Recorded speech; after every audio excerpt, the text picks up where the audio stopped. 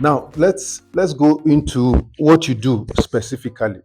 When I was introducing you, I mentioned you as the chief executive officer of your foundation. What does Sunday Bala Oma Foundation do? Okay, taking from my search for relevance, I discovered that Jesus Christ, who is our perfect example, he wasn't always going around telling people to repent and give their life to Christ. The first basic thing he did was to meet people and have compassion on them.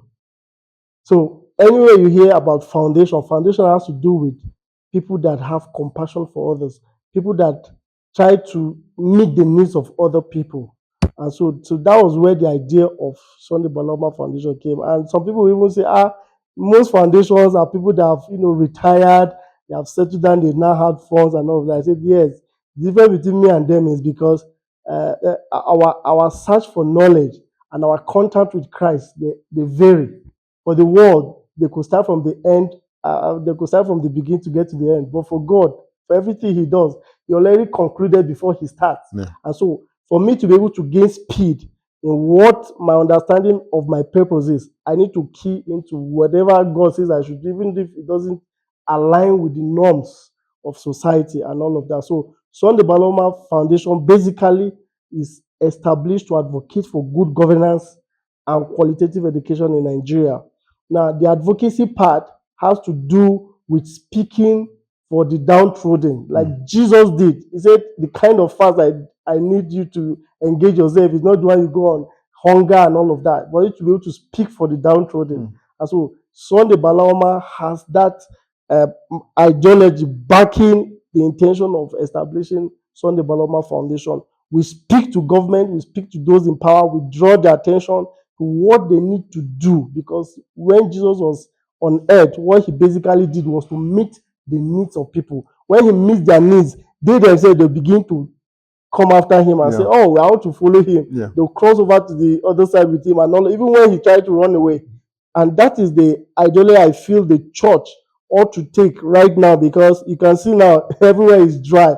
Some of us, by the grace of God, we saw this dryness many years ago. We saw a time when it will not just be thick darkness, but thick, gross darkness over the people. And who are those that God is going to position to save the people? Is those that God would have prepared, like he did to Joseph. And so that was why some of us had to sacrifice NNPC jobs, Dangote jobs, all the jobs that would have come to us for us to be able to have, this basic satisfaction as a family man. But because we understood ahead of time that a time is going to go, there's going to be great famine. So I had to sacrifice and pay the price, sat under God, allowed him to take us through the wilderness, so that when that time comes, when the people are shouting, oh, please help, you are there to save, like Joseph. So that's the background of Sunday Bala Oma Foundation. We are just starting. People say, oh, you guys have done a lot, but for us, we are just starting, because the time for which God destined this NGO is now. And by the grace of God, any moment from now, we're going to be shooting not to the skies, but the sky is going to be a starting point. Yeah. It comes to the issue of development and human capital empowerment of the people. Now, that's very interesting. That's a very strategic work you're doing. One key thing that is very necessary and important at this season of the issues we're having globally is advocacy, because there are a lot of people that, they don't know what to do. So they need people like you to advocate on their behalf, draw government's attention to them, draw people's attention to them, corporate organizations, so that they can reach out to them and their lives can be a lot better. So that's quite interesting. Now, let's go to specifics now. Can you talk to us about one specific project you have done recently or in the past, and the kind of impact it has had, and how you believe it has also helped to advance God's kingdom? Okay. All right. Thank you very much. We've done several projects, and we have also done partnership projects with government. The first is issue of getting to communities. We go to communities. We have 5 basic needs that we feel each community needs to have between now and our vision year, which is 2050. We keep saying by 2050, we want to ensure that 80% of Nigerian communities should have access to the basic needs of life, which is potable water, constant power, quality education, that we have good schools just in communities, that we have clinic, then good infrastructure when it comes to road and all of that.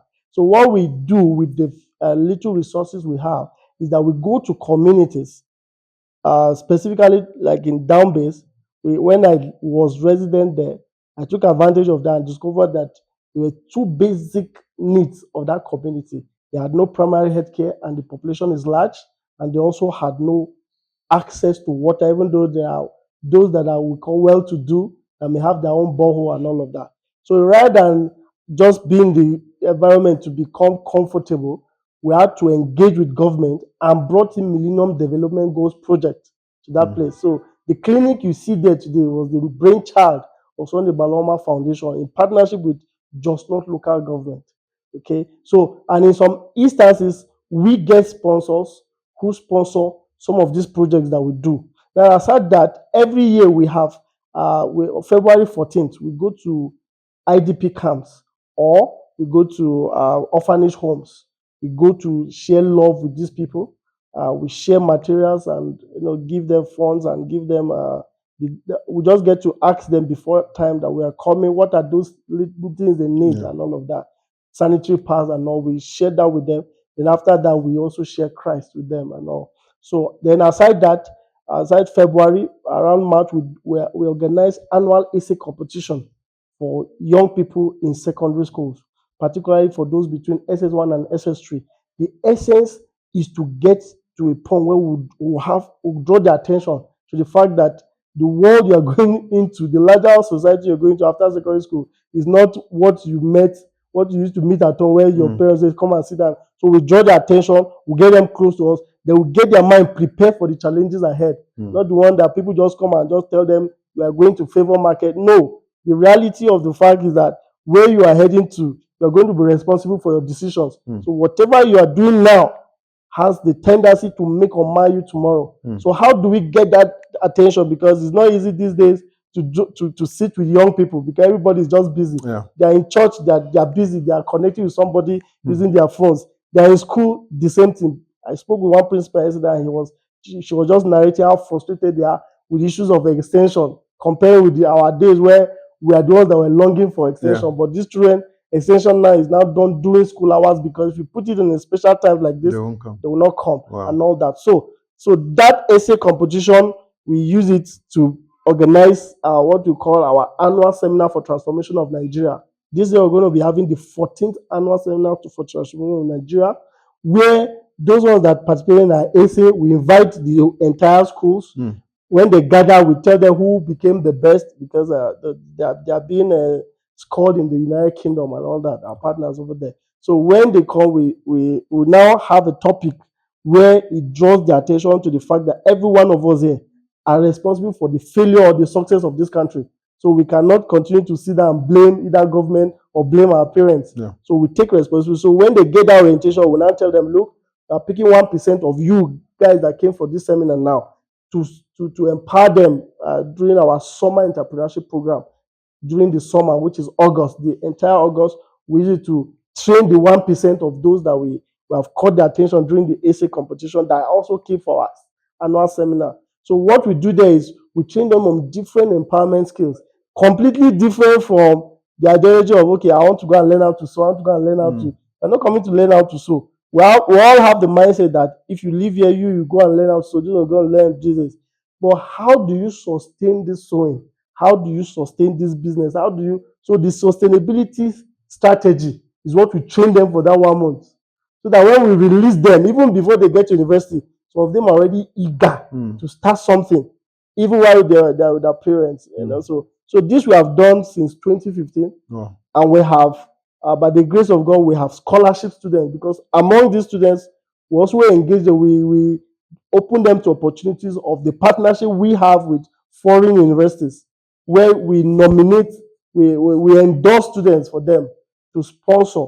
So all the student needs to do is to ensure he or she shows capacity to be able to access that scholarship, because the scholarships sometimes is 100%, There is 50%, they tell you 30% government, 20% your parents, 50% them, full. Why some 100% from your flights from Jos to America or to Canada, anywhere you get that, it's completely their responsibility. And so we have students who have benefited, and we just recently, one of our beneficiaries who is in the United States, she came around to just visit. She paid a surprise visit. She graduated in first class. House was 100% scholarship that she got through our NGO.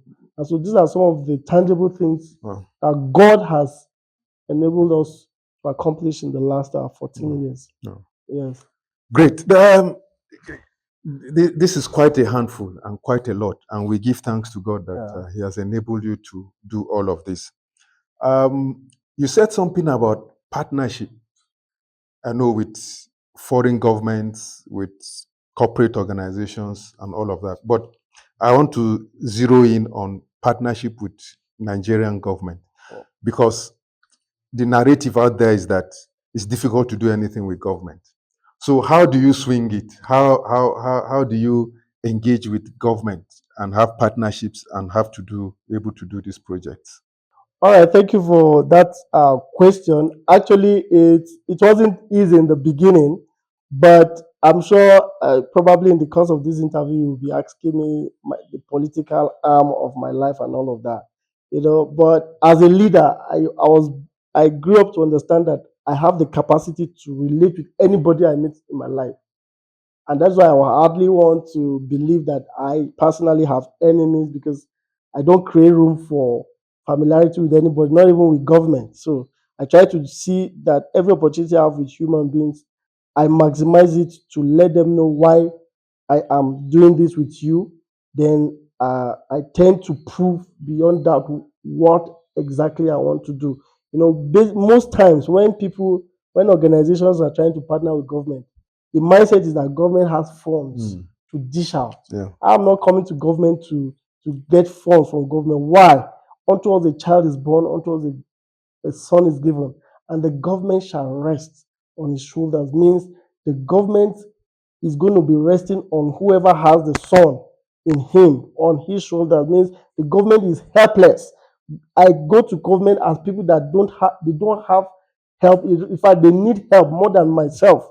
That's government. So I go there with the mindset that these guys are helpless, because the government shall rest on my shoulders, because I carry the one that we're talking about in me and all that. So when I go with that mindset, I let them know, see, you guys, I'm not coming here for your dime. That's why even the mega project we're going to be starting with government today is a partnership, is a PPP. I use the opportunity God has given me to connect foreign donors to come and partner with government to do projects that we operate what we call build, operate, own, transfer. So that government will not come and say, oh, they brought in their money here. No, they only make the environment conducive. Yeah. You understand? So that everyone has his level of respect. So the reason why you see that government is stiff-necked on such partnership is that most times they see the NGOs or the non-governmental organization as coming to want to take what doesn't really exist. But on the other part of government, the truth of the matter is, if we are not patient with government is, the bureaucracy in government can be very, very tedious. If you are not patient with them, you can get frustrated, because on most occasions, government are usually lackadaisical towards the development of the people, because the government setting is seen as a no-man business. So it's not my father's own, it's not your father's own, so it's handled haphazardly. But when it is a privately owned project, and you're bringing government as a partner, not as a swindler, or not as an imposer, or not as an owner, you see that government will have a level of trust on you and want to be interested in such partnership. So that is actually where the gray area usually come in, when people tag government as a very difficult place to partner. Yeah, great. That makes a lot of sense when you are entering into partnership with government as equal partners and not looking at government as Father Christmas. They bring in the money, and it just simplifies it and makes it very workable. Thank you for joining us in today's episode of Verity Talks. Please don't forget to like, comment, and share this video. See you again on the next episode of Verity Talks. Thank you and God bless.